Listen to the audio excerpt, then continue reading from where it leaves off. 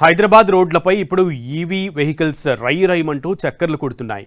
ఈ రోడ్డుపై వెళ్ళినా ఈ గల్లీకి వెళ్ళినా కూడా ఈవీ బైకుల జోరు కనిపిస్తోంది. పెట్రోల్ కొరత, ధరల పెరుగుదలతో ఇప్పుడు అందరూ ఈవీల వైపు చూస్తున్నారు. ఎవరు కొత్త బండి కొనాలన్నా ఈవీ బెటర్ ఆప్షన్గా ఫీల్ అవుతున్నారు. దీంతో ఉద్యోగులు, యువకులు ఈవీ షోరూంల ముందు క్యూలు కడుతున్నారు. ప్రభుత్వాలు కూడా ఇదే కోరుకున్నాయి. ఈవీ వాహనాలతో కాలుష్యాన్ని సగం అరికట్టవచ్చు. దానికి తగ్గట్లుగానే ఇప్పుడు ఈవీల వాడకం విపరీతంగా పెరుగుతుంది. ఇదంతా బాగానే ఉంది, కానీ ఇప్పుడు ఈవీ వాహనదారులు ఛార్జింగ్ కష్టాలు వాళ్ళకి వచ్చి పడ్డాయి. ఈవీ వాహనాలు పెరిగిన రేంజ్లో ఈవీ ఛార్జింగ్ స్టేషన్లు పెరగడం లేదు. దీంతో ఛార్జింగ్ స్టేషన్లు ఏమాత్రం సరిపోవడం లేదని ఈవీ వాహనదారులు గగ్గోలు పెడుతున్నారు.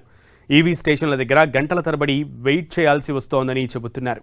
ఈవీ స్టేషన్ల కొరతపై మరింత సమాచారం మా ప్రతినిధి కరుణాకర్ అందిస్తారు.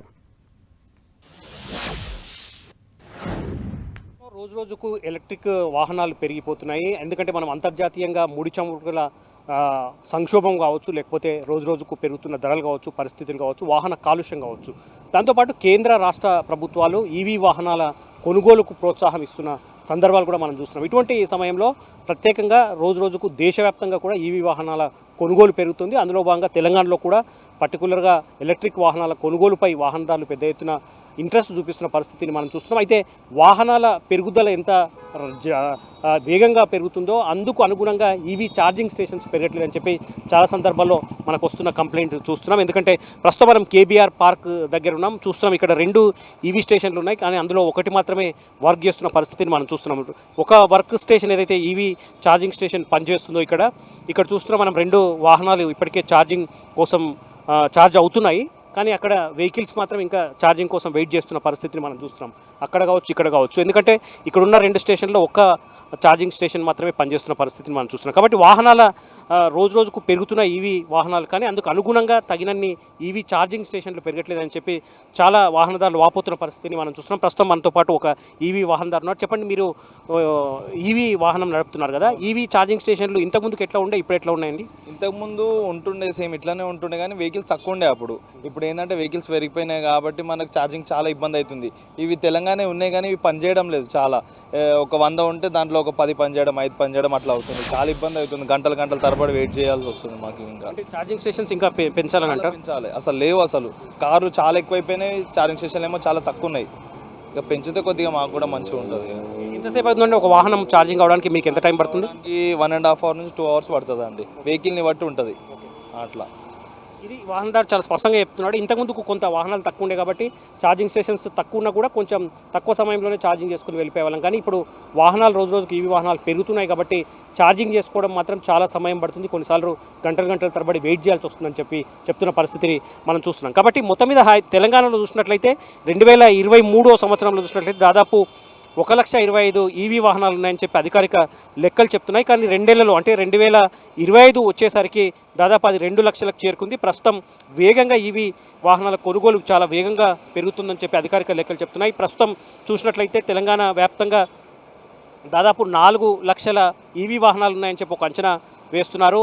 ముఖ్యంగా హైదరాబాద్లో చూసినట్లయితే దాదాపు 1,50,000 నుంచి 1,80,000 వాహనాలు, సుమారు 2 లక్షల వరకు ఈవీ వాహనాలు ఉన్నట్లు తెలుస్తుంది.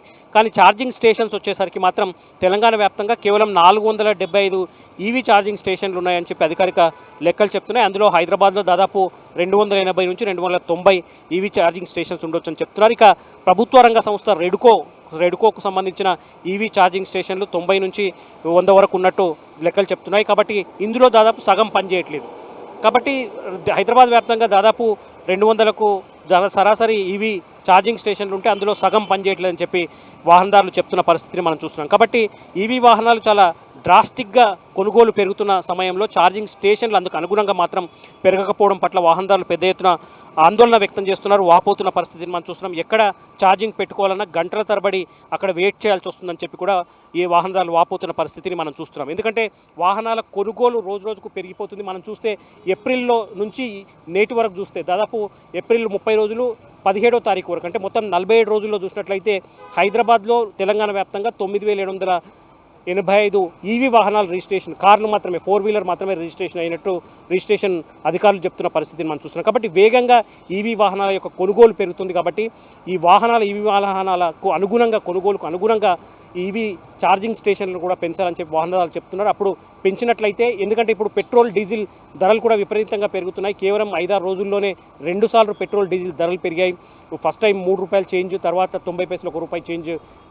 ఈ ఇంధన ధరలు పెరుగుతున్న పరిస్థితి కూడా మనం చూస్తున్నాం. కాబట్టి వాటన్నింటినీ అధిగమించేందుకు, వాటన్నింటినీ తప్పించుకునేందుకు, భారాన్ని తగ్గించుకునేందుకు వాహనదారులంతా కూడా ఎక్కువగా ఈవీ వాహనాల కొనుగోలుపై దృష్టి సారించిన పరిస్థితిని మనం చూస్తున్నాం. కాబట్టి వాహనాల కొనుగోలు ఎట్లా పెరుగుతుందో దానికి అనుగుణంగా ఈవీ ఛార్జింగ్ స్టేషన్లను కూడా పెంచాలని చెప్పి వాహనదారులు అభ్యర్థిస్తున్న, విజ్ఞప్తి చేస్తున్న పరిస్థితిని మనం చూస్తున్నాం. కెమెరా పర్సన్ రవికుమార్తో కరుణాకర్, 10 టీవీ, హైదరాబాద్.